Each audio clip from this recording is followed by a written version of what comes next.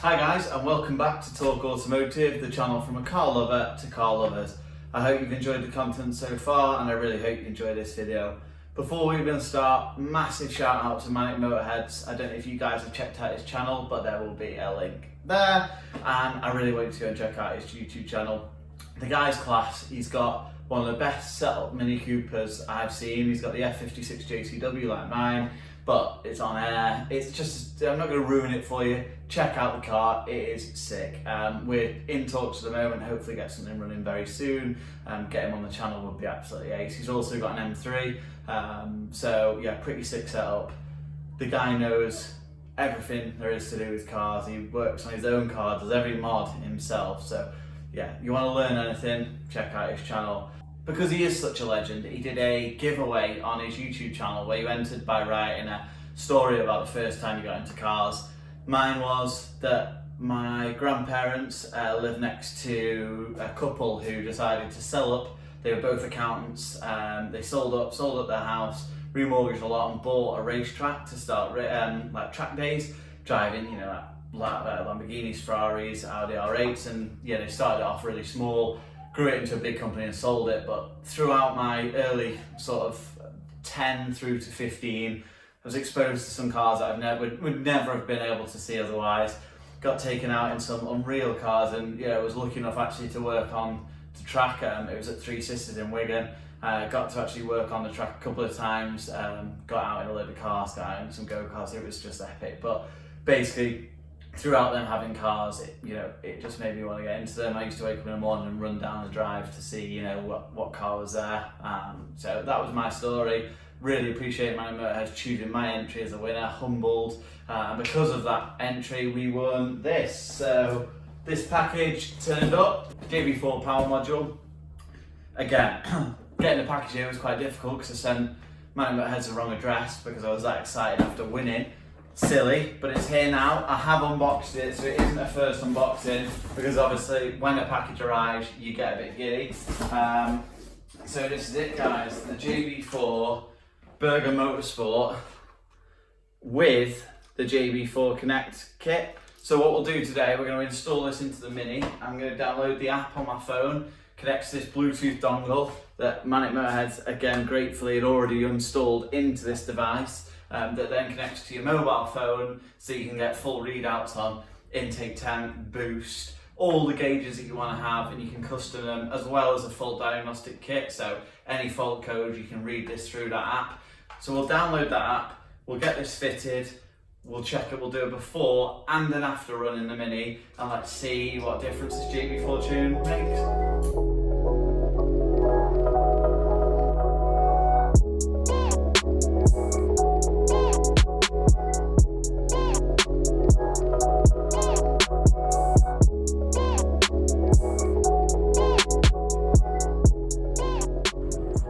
Cool guys, so we're here. You've just seen a JB4 tune, some of the shots of it there. We're going to fit the JB4 now. I need to first of all route the OBD wire on the right hand side of the car, because unlike a left hand drive car, there's a grommet behind the battery box that you can feed the OBD cable through. On a right hand drive car, there is no grommet, so we need to find a right route through the through this driver's side arch. When we found that, I'll show you where and how I've done it, and then we'll get to fit in the JB4 tune and the JB4 module. So for the OBD reader, that has to go into the OBD slot, and then what you do is you file the cable underneath the trim here, take it to the highest point it can do so that it's resting on this nice soft bit here, straighten the cable, and then I've taken it right underneath the window, as you can see there. And then what that does is that pops through here, and then what I've done is I've routed it again down the back. So I don't know if you can see that, but it's right under there, down and into this void here.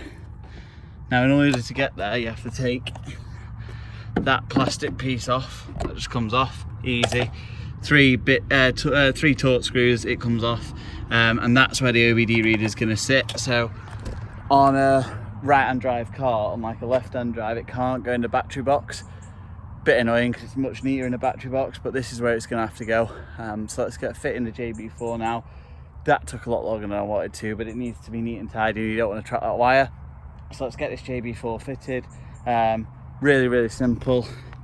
It's just direct replacements for these parts. So you pop out the grey, take that out, put the JB4 in and attach that back. Same with that one there.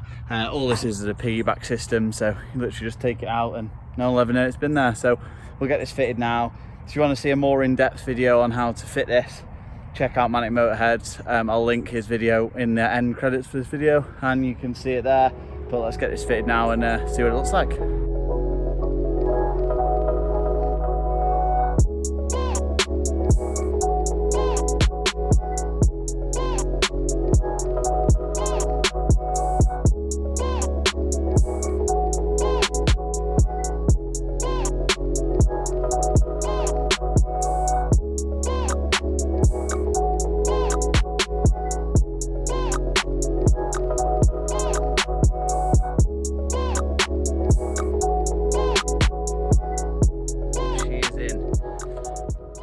Connected that one, and then I've put these cables over here because if you see in there, the fan is there, so I don't want any wires in front of them, so I've just fed it all over here for now.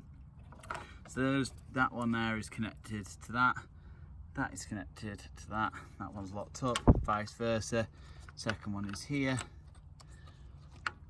and those are all connected up like so. Connected there, this is connected to that one, so really nice. What I'm going to do when I get my engine cover and air feed box back, because they're at the moment away for another surprise, yeah, when I get those back then I will neaten all these wires up. But basically what I've had to do is feed it under here, through and under there, and it's all tucked away in there. So I just popped that off, took that off, it's all stored away under there. So yeah, it'll be kept nice and dry, as well as obviously will look quite neat once the engine cover's back, because that'll all be hidden. And when the air feeds back, I can neaten all these wires up and they will be hidden. So let's turn it on and let's see what it sounds like, see if it's any different.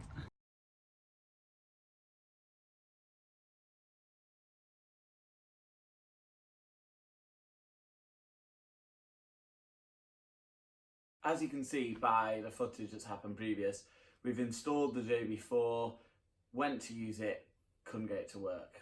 So what I did, got on the app that comes with the JB4, and I found out the reason why it wasn't connecting to the car. So I emailed the contact support email. I'll put a picture up here. That there was a really simple process. Sent an email. They emailed me back saying should all work now, and it does. So what I thought we'll do, we'll get out in the car now, get some video footage of how the JB4 Tune app works, get some driving footage, see what it's about, and then what we'll do is we'll talk about the up and coming events that are coming to the channel, because we are busy over the next few weeks. So let's get on the road, let's see what it's like. We're out on the road, just getting to some decent roads now where we can obviously see the difference between untuned JB4 stage 1, JB4 stage 2. We're on a good road here, nice and straight, yeah, it's going to power down. So right now I'm in general sports mode, nothing different, just sports mode, no map on the car at the moment. I'm just going to drop it down a couple of gears, we're doing 50 mile an hour.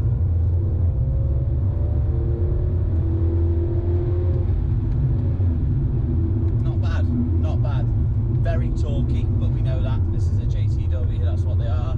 Really good acceleration, and the standard performance, these are brilliant.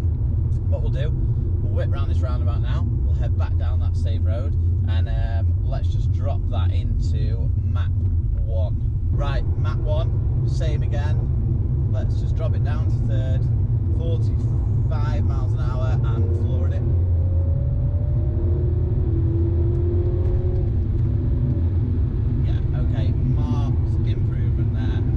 Say the power delivery is more not as linear as in stock. It's definitely more of a shunt from probably 3500 RPM upwards.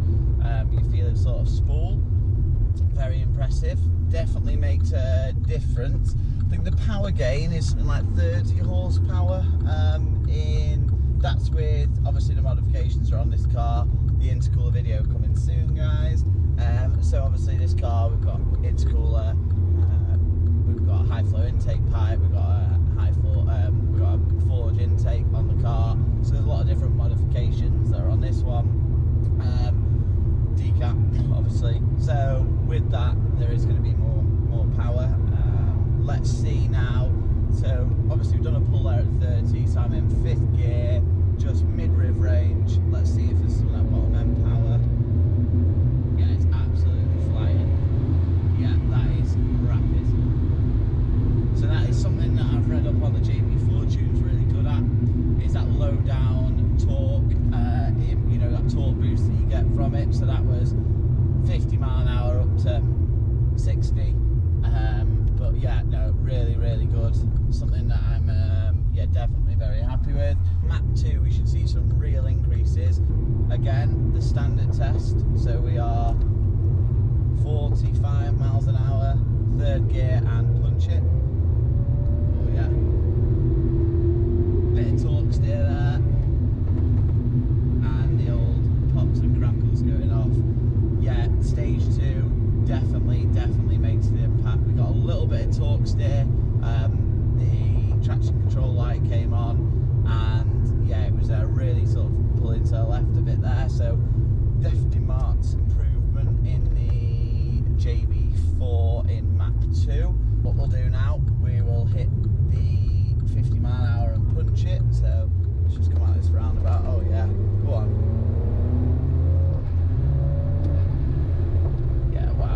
Really like this. Stage 2, I think I'm just going to run it in stage 2. That is fast. So let's just back off here. A bit of traffic, unfortunately. Really fancy doing that 45 mile an hour, 50 mile an hour. Sorry, I thought it was a cop, but it wasn't.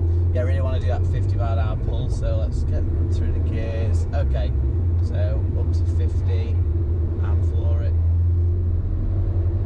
There it is there, the power comes in. So it's definitely, it feels a bit more laggy. It's faster, the car's definitely faster, but the power delivery feels a bit more laggy. It feels like it's holding on, then at 3,500 RPM, it lets go. So I think this map 2 will definitely be more of, will make more of an impact on the fast road driving when we're on the track, when we're running through the top end of the rev range, rather than that sort of low down power. Now that is one drawback of the JB4 tune. You can't choose the way that it delivers power. It's not a custom map to the car. But I think that the JB4 has got so many positives to it. They sort of outweigh that little bit of negativity that it has from from more of a linear delivery of power. One of the great things of the JB4 is there's an error checking, there's a code checking system. So if you get error messages coming up, you can actually diagnose problems early on. Custom map, you can't do that. Got to take it to guy. Got to have an OBD2 port reader. One of those things. The other thing I love about the JB4 is the app. I think the app is brilliant. I've got it down here now. I can see everything that's going on. I can see oil temperature, AFR, my rev, what map I'm in. I think these things are vital when you're tuning a car, because it allows you to see how the car's performing, see what position you want the car to be in, and how to set that car up. Again, another thing that's valued. I am not saying by any means that a custom tune isn't as good as a JB4. A custom tune is better than a JB4 for your car. It's more tailored, it's more specific, it's just a better tune. You can get more linear power, definitely. But if you want a plug and play system that can be removed, I can take this JB4 tune out of the car now in 5-10 minutes. I could box it up and no one would ever know that a JB4's been in this car. Custom maps, a bit different. You can leave file coding behind, and if people dig, they will find out that the car's been mapped.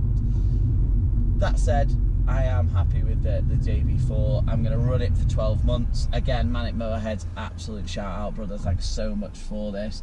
I'm going to run it for the next 12 months, see how it goes, and then we'll get this car booked in for a custom map. What we'll do, we'll get some exhaust shots now. Let's see what the difference in sounds are, if there is any. But I know that now we're nice and warm, there'll be some good crackles and pops.